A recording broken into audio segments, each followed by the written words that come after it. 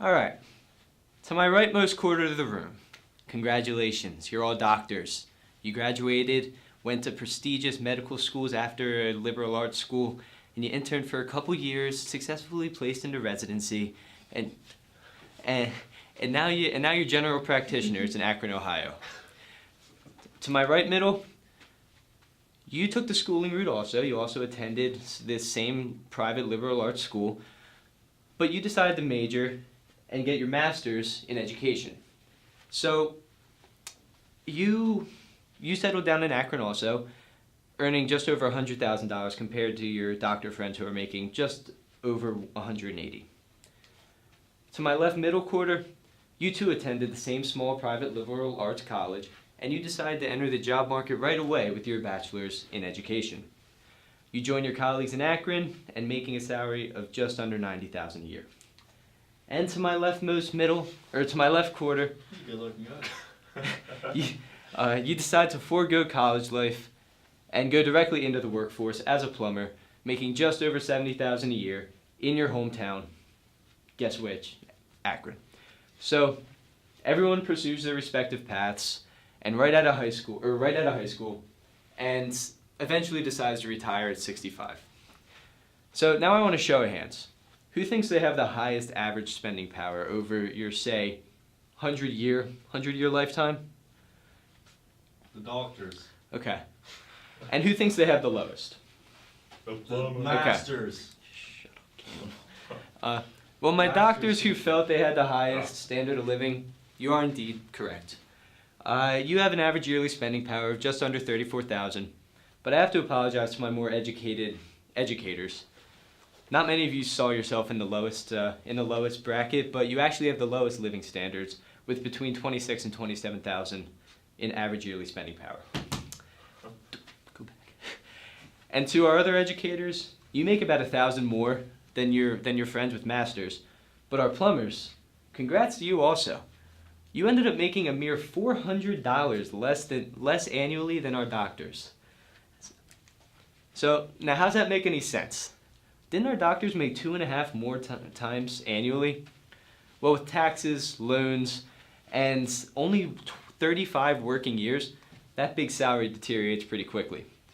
And were the long nights in med school, in undergraduate, missing out on the vast majority of your 20s and averaging just over 60-hour work weeks worth it? Were they worth the annual $400 more than our plumber, who works 40 hours a week, got to enjoy the entirety of their late teens and 20s, and got to develop a family along the way? That's 20 extra hours a week to spend with family, pursue hobbies, or whatever else you want to do. And in an extra 11 years, go on vacations, enjoy yourselves, and maybe even search for love. All be plumbers. Yes, sir. A key factor we must consider here is economic opportunity cost, or more simply, what we missed out on by going to college. So, on this lifetime's earnings chart right here, the cost between our plumbers over to the left, or the opportunity cost between our plumbers over to the left, and everyone else in this area, and everyone else is the area between the respective curves. So, here's our plumbers in blue, and there goes the plumbers, and everybody else below. So the area between these curves is the opportunity cost. And this does eventually show that the doctors make more in the long run. We see it crossed at about 40 years. But the plumber stays above. Both are educators for the entire span of their life. And Lifespan. Now this graph already favors our plumbers, or this last graph already favored our plumbers. And that only even shows the financial side of things. So we would expect the plumbers to fare worse there anyway, but now if we take a look at earnings per hour, which is more directly correlated with happiness and utility, we see that the plumbers are consistently higher throughout their entire lives than all three other professions, and our doctors, who we thought had the best financial well-being, actually have the least working efficiency because of this earnings per hour. So now, Because of this graph specifically. It's the only dictation. extrapolating a bit here, This actually has some potential indications on long-term happiness, as it reaffirms that the plumber is the most economically efficient worker and has the highest potential to maintain a sustainable work-life balance, spend time with family, and again, do whatever else he or she finds desirable. So, if that weren't enough, Princeton Economics showed that the additional salary over $75,000 doesn't actually increase happiness. And recent estimates have discounted this number to even 50,000. So, sorry, back. Thank you. College can be a great path, but it's really not the only path. Well, everyone has heard the success stories of college dropouts and non-attendees. It's worth reiterating that David Geffen of DreamWorks is now worth about $9 billion. Michael Dell founded Dell and has about $28 billion now. So is Microsoft. And Bill Gates, who just reached just under $100 billion, if you caught that. And they all dropped out of their respective colleges. So you can see a couple other examples here. Sure, this type of success story is overhyped, overemphasized in the argument against college, because these men possess some inherent brilliance and motivation that most people come nowhere near. Nonetheless, people often fail to recognize that other non-college requiring careers have equal or greater long-term potential than their college counterparts. For many people, college is the perfect path to define interests and figure out what life holds.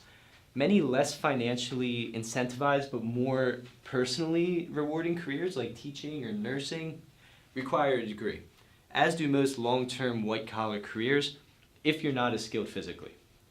Further, the economic numbers still show that the elite are typically educated and the non-financial numbers indicate that college is also a strong mechanism for personal growth and service. And here's personal growth and service. All these people said their primary goal in college was personal growth, and everybody felt that they achieved it to some extent. So, with your family, or with your children, with your friends, with your family, or even with yourself, when the discussion about attending college comes up, don't assume enrolling is always the right decision. But the short-sighted assumption is that college is the only path that leads to success. And this could not be more flawed. These people, again, who happen to disappear, this is not true by any means.